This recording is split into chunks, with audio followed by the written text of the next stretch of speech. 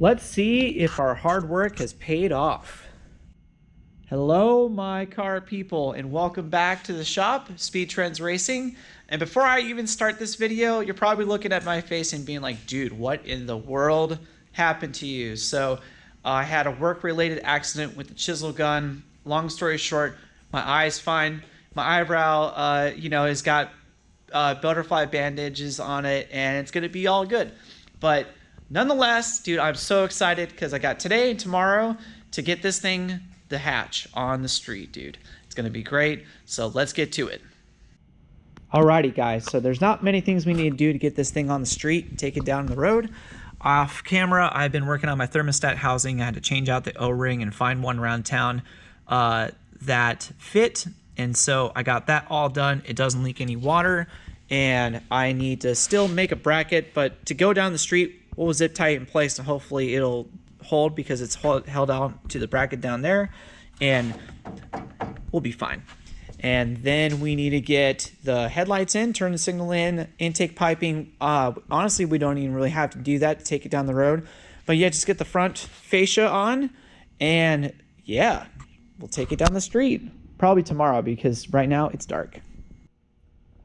Here's the progress report. So it's been about 2 hours or so, and realistically it's just been boring. I've been fiddling with getting the headlight and turn signal mounted up on this side, and it has a bracket back behind the turn signal where it mounts to the fender and the core support, getting all that lined up. And then I have this headlight bracket that holds my 3-inch tube all the way to my throttle body that I've been messing with to try to get the right angle to dangle, because right now, since my throttle body is so big, it's running into my fuel and it's like very close to my wiring, so I'm gonna have to move this also. And just a lot of fiddling. Also got to relocate the overflow tank, but I'm just trying to work late tonight and get all this done.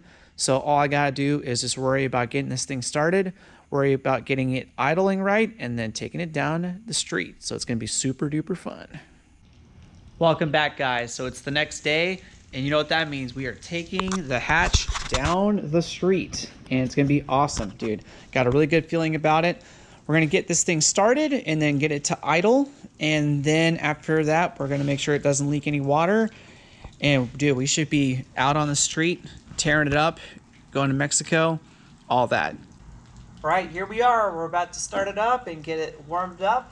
Mess with the idle, make sure it doesn't leak any water, and we're hitting the streets, and it's gonna be great. Let's go. Contact.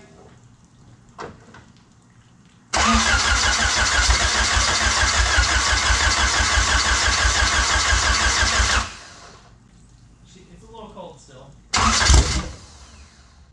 All right. It needs a little persuasion. Okay. There we go. Just enough.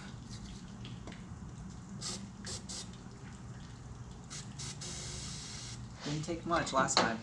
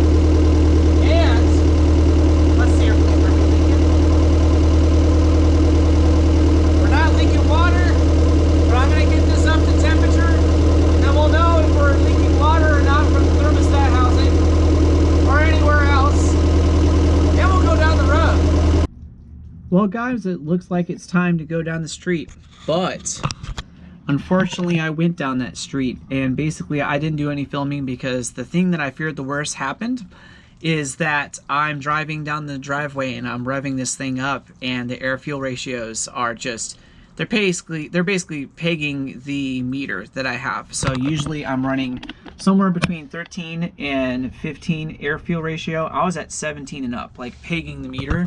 So I went down the street, like we're talking about, right out the driveway, turn around, come back. But man, when I drove it for that distance, just revving this thing up, it's way more snappy. And the potential to get this thing tuned and have like full 85 on new injectors, this thing is going to be night and day difference for sure. So right now, I feel like we need to test out the two-step. Let's do that. Honda power! Woo! All right. Man, there is just nothing better than finally getting your car running and just giving it some revs, man. I don't even care like what the air fuel ratios is. I just needed to hear that thing hit two-step, man. And I'm just glad that it didn't hurt anything. But man, I'm just, whew.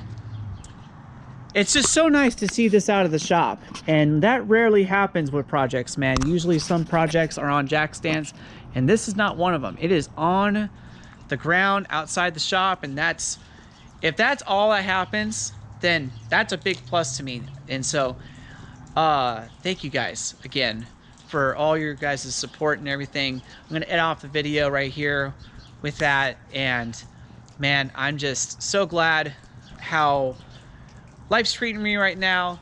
And I can't wait to be able to get this thing going more. Definitely gonna have to figure out a tune and put new injectors on it possibly. But it's gonna be fun because I know you guys will be there cheering me on. And so I will see you guys in the next video, I promise. See ya.